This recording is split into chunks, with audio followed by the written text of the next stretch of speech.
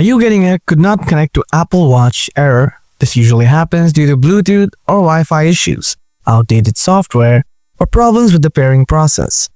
No need to worry. In this video, I'll show you how to solve the could not connect to Apple Watch error. So without wasting any time, let's get started. Before we start the main process, make sure of these basic things. Make sure to turn off airplane mode on both iPhone and Apple Watch.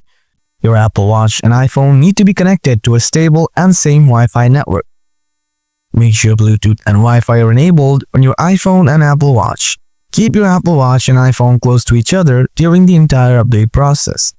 Solution 1. Update your software. First, open the watch home screen. Tap on the Settings app. Now scroll down and then tap General. Tap Software Update.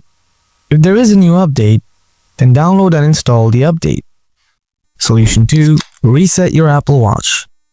Open the watch home screen. Tap on the Settings app. Now scroll down and then tap General. Scroll down to the bottom. Tap Reset. Tap Erase all content and settings. Scroll down again. Tap Erase all. After erasing all, try to pair again. So folks, this is the way to solve the could not connect to Apple Watch error. Hope you find this video helpful. If you have anything to know, feel free to ask in the comment section below. Thanks for watching. See you in the next video. Till then, stay tuned. Goodbye for today.